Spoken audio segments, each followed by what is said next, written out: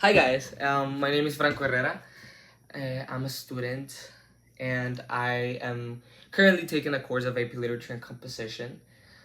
It's a very rigorous course, a very demanding course. However, I think it's the course that I like the most or that I most enjoy, along with chemistry, but that's for another topic. Um, I am very confident in my writing skills, especially throughout this year of this course. I have trained my writing skills like in every possible way. And we have done various literary analysis throughout the course. I think we've done three. Throughout those three, I've already pushed myself a lot in my writing and thesis statements, in organizing my writing so that it's coherent, interesting, engaging, and also with the sophistication with vocabulary. I've always wanted my writing to be as perfect as possible, and thankfully I've really been able to like acquire a huge amount of knowledge and practice in that area.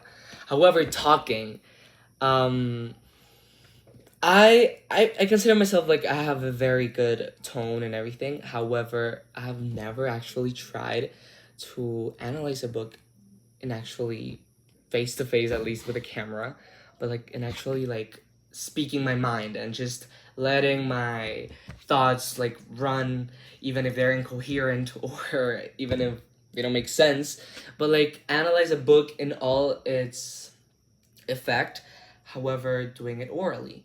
And I actually wanted to push myself into doing something like that. The AP exams are closing in, and I think that actually it's a very important thing to do, as maybe you let your mind run, maybe you let your mind think fast, much more fast than how you write. Maybe it's a way to train your mind to like come up with ideas faster. So that's what I'm doing right now. We've done three literary analysis, as I have. This is gonna be the fourth one, as I have mentioned before. The first one I did it on Oedipus Rex. The second one I did it on Frankenstein, and the third one was In Their Eyes Were Watching God. So there's been three books, and we're gonna do a fourth book, which in this case is gonna be The Perfume by Patrick Süskind. Let me give you a little bit. This was a book that I chose. This fourth, the first one and the fourth books were books that you chose. Um, However, I know it's a pretty strange choice if you have ever heard about the book. But I'm gonna like explain to you a little bit about why I chose this book, and it all comes down to my childhood. It all comes down as to when I was little. I have always enjoyed a very good scary movie, a very good weird movie, or not really reading. When I was a child, I was not really um, I didn't really like reading, especially as it was like this task that I had to complete. It was never like because I like to. I remember I had this agenda, or we had this agenda in which you have to like read every 15 minutes, like every day. I know 15 minutes, that's like nothing. Um, and your mom would have to like sign it. Like I read 15 minutes, sign it, and it was like from Monday to Friday. And then you have to show your teacher, like your parents signed it and everything. It was like very, very sorry.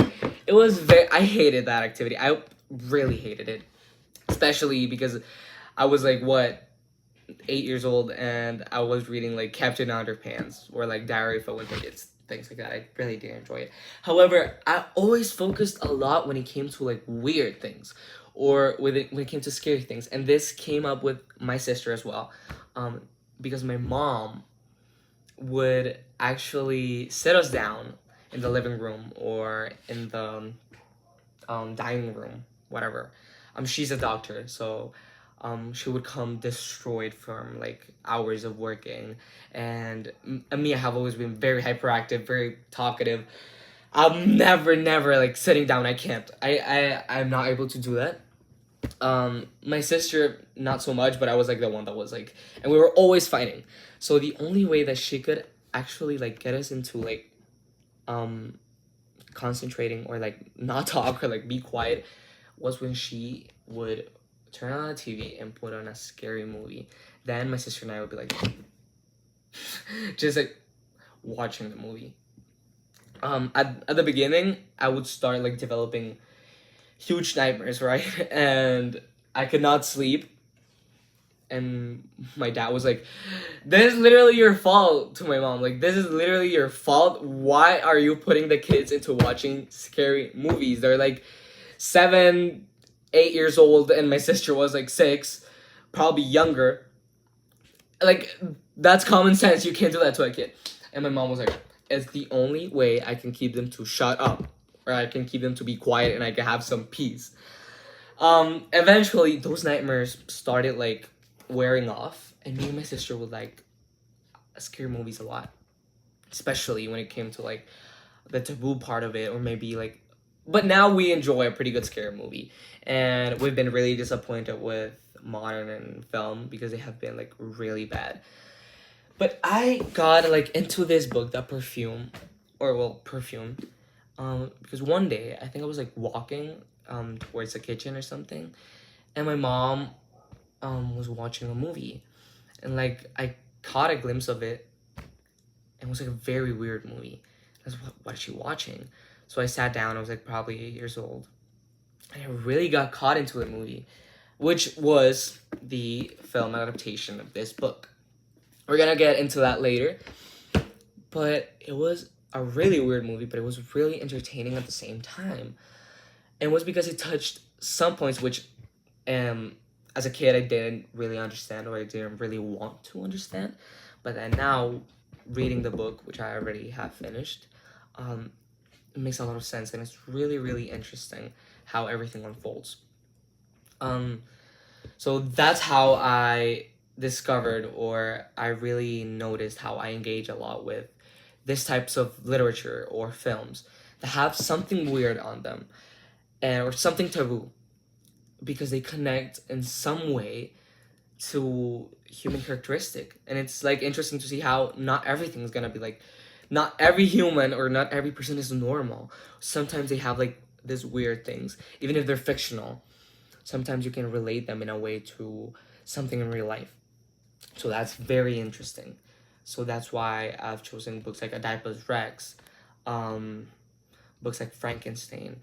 They are books that are fiction, yeah. I love Greek mythology, for example. They have weird things. They have like shocking things. They have like honestly horrendous things.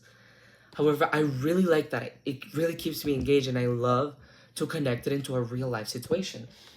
So for The Perfume, the film adaptation and the book in general, it's horrendous. Like honestly, our main character is actually crazy, or made crazy, which is something we're gonna touch upon later on. Today is the first episode. But when you start reading it, the first quote that you see, the first immediate thing that you are gonna read when you like just pick up the book is, in the 18th century France, there lived a man who was one of the most gifted and abominable personages in an era that knew no lack of gifted and abominable personages. His story will be told here. That's how it starts. And it's interesting if you think about it. So when I read that quote in general, I was very, like, it really got me thinking. Like, what era are we talking about? Like, what time is it? And it's France, so I know this is a fictional character. But is this, like, author speaking about real life people? Or is he just, like, trying to make the character more interesting or something? But then he mentions that this character had similar characteristic to, for example, Sade. Sade, which was pretty interesting. I had to research it too. He is the reason why the word sadism was invented. Like, el sadismo, the sadism, like, all of that bloody things, and, like, wanted to... So, he is the reason, and he's a true person that existed, and because of his way of viewing things, his actual activities, which were very sadistic, the word sadism was invented because of him. Bonaparte fuch. Like, there's a lot of people that in this era existed, which were actually pretty intelligent, very, very smart people, but that had very psychotic characteristics or that were not socially normal in a way. But that's when it gets you thinking, or that's when it gets me thinking. You realize that people that are crazy, that would be considered crazy, or that have a type of mental disorder, or a type of like maybe mental disorder, either that we're born with it or it was made because of trauma, because of what happened to their childhood, that might be considered psychotic, psychopaths, or like just overall crazy people, as I've mentioned. They are the smartest people out there. They are the smartest people out there. It's incredible to like witness something like that.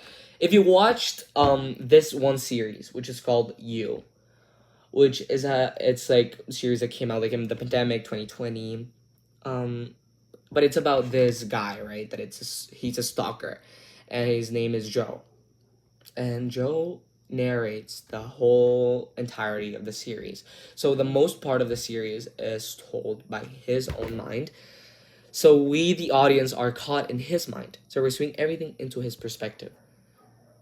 And he talks about stalking people. He is he has a cap, which is like his go-to stalking outfit, and he learns a lot about women that he likes, and he narrates it in such a way that makes it seem so normal, but with such an extensive vocabulary, with such intelligence and stealth, and his mind runs like this because if he's being caught, he like turns it around, and he gets like out of that accusation. Like, he's so smart, and it's so interesting to see it because he's psychotic. He has this need to stalk women, to know everything about them, and at the same time, he's so entertaining to watch because he's so smart. And I think that is something that happens with Jean Baptiste Grenouille, which is the main character in her book. But it also happens in real life. And if you've watched criminals and their confessions, serial killers, Ted Bundy, for example, he was a really smart man. He was a really smart person. And yes, he was psychotic, but I think that's something that happens. Really smart people, people that had IQs that are really high, they tend to become psychotic, or they tend to be unable to handle their own brains, which eventually they like just overflow. I've heard some say that some people are so intelligent that, like, to kids especially, like, you are so smart, but you have to be careful because you're so smart that without actually noticing, you could use the smartness for good or for bad, and you don't really notice it. It's like automatically. You're so smart that your brain just drifts, and you start like morally kind of drifting away from what is good, what is right, what is wrong, and everything. And it's really interesting to see.